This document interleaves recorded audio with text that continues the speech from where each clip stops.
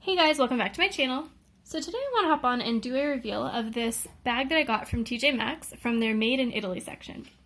But before I do so, I do want to say thank you to those of you who have subscribed, and if you haven't subscribed already, please consider doing so. I put out a lot of reveals and reviews of really nice bags from contemporary designers like Coach, Michael Kors, Fossil, Furla, and then also some great high-quality steals from maybe no-name designers like this one from TJ Maxx. So yeah. So with that all said, this bag is from TJ Maxx, and let me just show you the brand. It's from this brand called Luana Ferracuti, and this is from TJ Maxx's Made in Italy section. This bag was $80, and I bought it from TJ Maxx online. And so the features of the bag are, it is a flap bag. You can see the flap on the side here. It's kind of a satchel style, I don't know, like you have a crossbody and then it kind of looks like a men's business bag almost, but then you have this top handle that makes it, I think, much more like useful or user-friendly because you have both the crossbody strap and the top handle. So some features of this bag, the hardware is all this like black color. That is not a silver color. It kind of looks silver on the screen, but it is a very black hardware. That looks kind of more accurate when you take it out of the shine of the light. And you can see that I still have the plastic protecting on the hardware.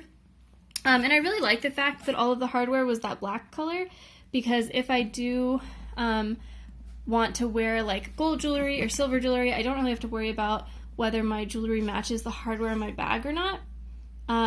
Yeah.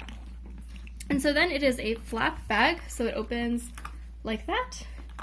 And so the top of the flap has this top handle. The top handle is like kind of a rolled piece of leather, I guess. And one thing I don't really love is that you can see where the rolled leather ends and the connecting to the D-ring on the flap begins.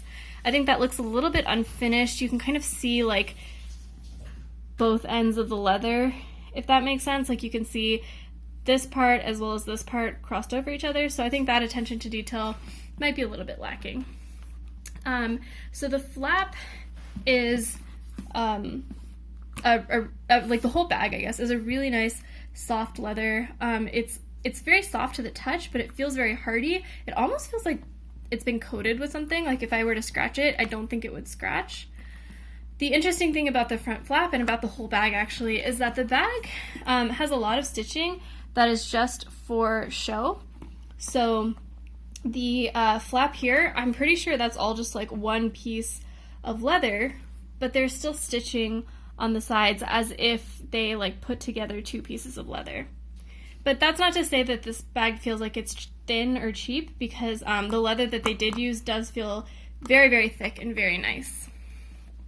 So this is what the bag looks like when the flap is open. You can see that you can see the screws that are holding the top handle in place. Again, it looks a little bit unfinished, but at the same time, I really like that the back of the flap is that leather, because I feel like it's more durable than maybe like a nylon or anything else. And so then you see the inside of the bag, and this is actually what drew me a lot to this bag. It's a really compartmentalized style. It's very similar to my Michael Kors Vivian bag.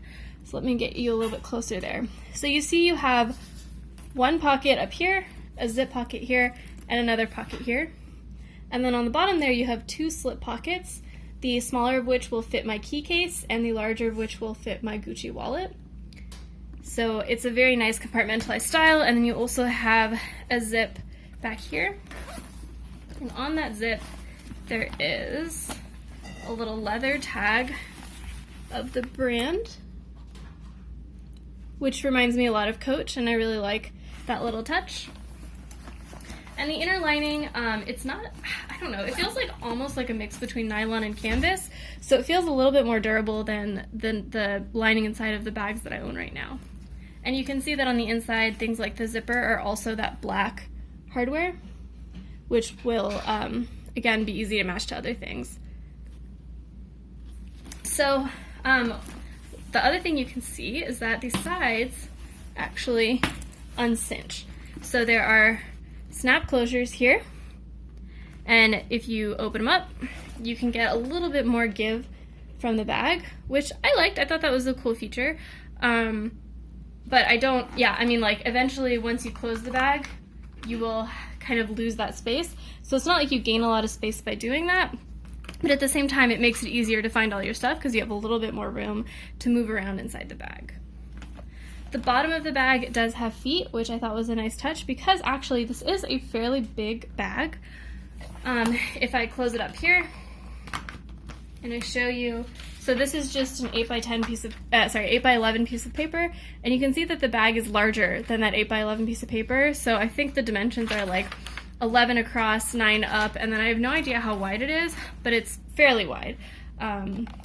Maybe I can zoom you down a little bit there. Yeah, so it's fairly wide on the bottom here.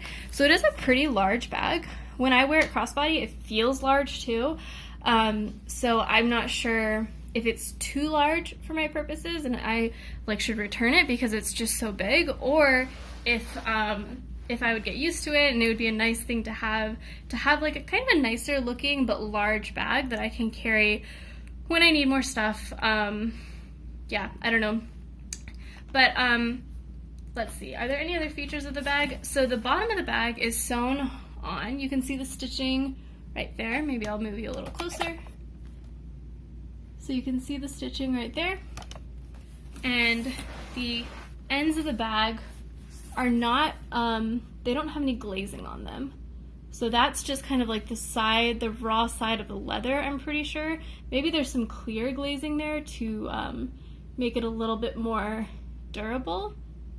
But it's certainly not like a colored glazing or a black, thick, waxy kind of glazing, which would be good in some sense for the durability, because I do think glazing is one thing that is easy to damage.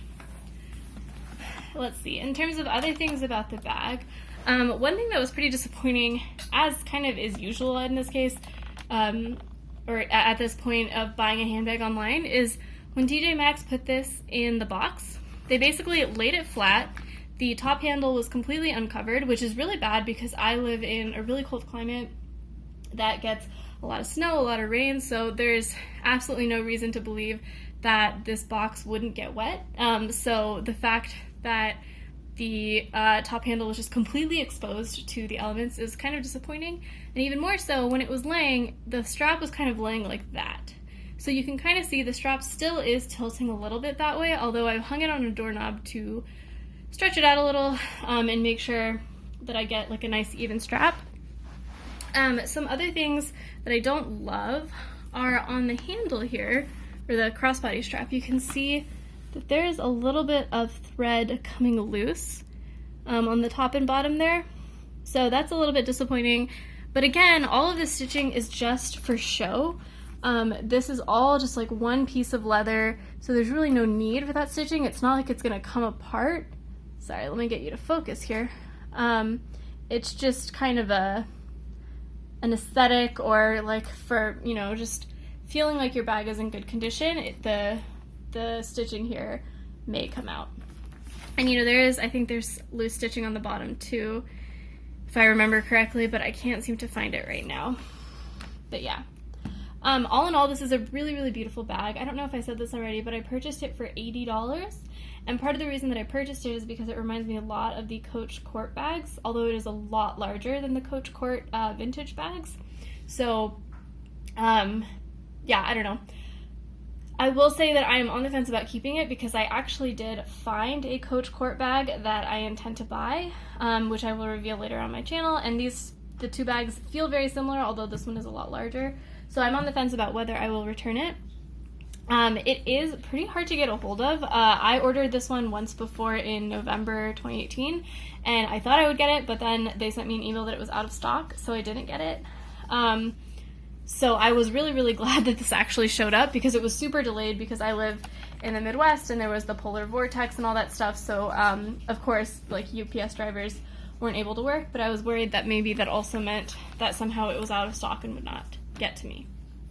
So all that to say, this is a beautiful bag. It's by a brand that I don't think anybody has ever heard of because they're not really that established. I think I was looking it up and they like sell at trade shows and art fairs in Italy. So they are a pretty small brand, but it's beautiful, the leather is beautiful, and I still don't know if I'm going to keep it. So thanks guys for watching, and see you next time.